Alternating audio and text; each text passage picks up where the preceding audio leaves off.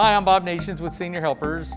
Proud to introduce to you our new series of training videos for caregivers. This month we're going to be featuring strokes, how to identify a stroke, 2, how to care for someone with a stroke, and 3, how to do a proper transfer.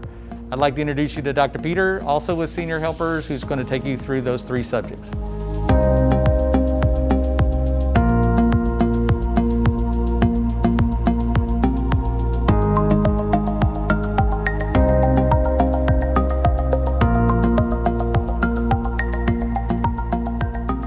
Thanks, Bob. And today we're going to talk about stroke. The reason we're talking about stroke with Senior Helpers is this is one of the main problems that we strike as a home care agency, one of the biggest burdens on families, and it usually comes out of nowhere. Things like dementia, Alzheimer's, people can see that happening, but with a stroke, bang, you have a stroke and the life changes. The whole family is upset. So what are we doing with stroke? Well, for a start, let's talk about what it is. It's an acute brain injury. You know, if you fall over and hit your head, it's a brain injury. A stroke is something that's happening inside the brain. It's either a blood clot or a bleed, and it's causing the brain cells to die off, and it happens instantaneously. Okay, and for our clients, for caregivers that are looking after elderly people, seniors in their home, this is one of the things you need to pick up on, because the sooner you identify someone who's having a stroke, the sooner you can get them to the hospital, the better the outcomes are going to be. Now, as I said, the reason we're talking about it because this is one of the biggest health problems we face. The top causes of disability and mortality, 140,000 people in the US die each year from a stroke, and 800,000 or more strokes every year. Millions of people around the world. And it's estimated that it's about 10% of the total burden of disease. So that's the whole health system. 10% of what the health system is doing is treating and looking after people who've had a stroke. So stroke, as I said, it's an acute brain injury. It's caused by either bleeding or a blood clot, but the ultimate end result is that the brain cells die because they don't have any oxygen. And sometimes a stroke is called a CVA, cerebrovascular accident. The other thing you might hear people talk about is a mini stroke or a TIA, transient ischemic attack. Similar symptoms and usually resolve, but it can be an indicator that someone is going to have a real stroke in the near future. Now, with bleeding into the brain, these are only about 15% of the total number of people who have a stroke, but they cause about 50% of the mortality and the burden of disease. So a much more severe and dangerous outcome if you have a bleeding stroke, a hemorrhagic stroke. So what would we be looking for? Well, the main acronym, some people have used the FAST. Probably a more comprehensive one is B FAST. So looking at problems with balance and coordination. Eyes, does someone complain that they can't see properly? Is their vision impaired? Arm weakness. Facial drooping, so one side of the face will droop down, that you might slur their words or they might be dribbling. Arm weakness. Speech, using the wrong words or having trouble speaking. And T is time to call 911, because the quicker we get someone to hospital, the better outcome we're going to have.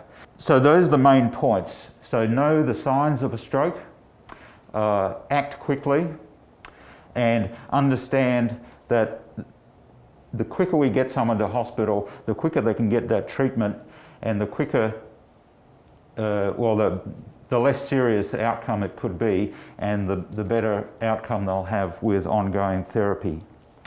So when we're looking at the injury to the brain, it most commonly occurs in the center parts of the brain, which means that what's affected is the areas that control speech and language and the motor function. So in other words, that's why, and it typically just occurs on one side of the brain, so that means that only one side of the body will be affected. So you will see someone unable to lift their arm. Suddenly they'll go weak. The side of the face will droop down. So speech can be affected in two ways. One is the muscles of the face have trouble forming the words. And the other thing that can happen in the brain, there's an area that actually controls how we understand and produce language. So you can have the person knows what they want to say, but they're simply unable to say it. Or the part of the brain that is affecting language could have been affected. So they're having trouble actually understanding what's being said, and they're also having trouble finding the words in their memory that fit what they want to say. And you can have both of those things going on at the same time. But it's very common to have someone's speech affected. So in this image we've got an actual CT scans of a hemorrhagic bleeding stroke and an ischemic stroke. So in the figure on the, on the left as you're looking at it, this is a hemorrhagic stroke. So the area in white is blood in the brain. So this is the progression of the stroke over time. And then the other image you see is an ischemic stroke. Very difficult to see, but you can see that this area here has been damaged and it's larger here. And also it's caused swelling in the brain, so you see what's called the ventricles have been collapsed and the midline's been pushed across a bit. I guess when you look at an image like that, it looks pretty bad. So this is actual damage to the brain inside the skull, and the skull's a fixed space. So once you get swelling and bleeding inside the brain, that's going to cause a lot of damage to those brain cells. And that's the reason if we act early, we can stop the damage, we can restore the blood flow, restore the oxygen to the brain cells, and that indicates a lot, that will result in a much better outcome. Okay, stroke prevention. Well, as I said before, a stroke is one of these things that happen very quickly. All of a sudden, someone's, just at home or driving a car or just behaving normally, all of a sudden they'll have these sudden onset of symptoms. The main things for prevention of stroke is to look at the risk factors. The risk factors, smoking is a big one. So, we all know smoking is bad for you. It causes heart disease, lung disease, and it's one of the main risk factors for stroke. Control of blood pressure. Again, anything, a lot of people are on medication for blood pressure.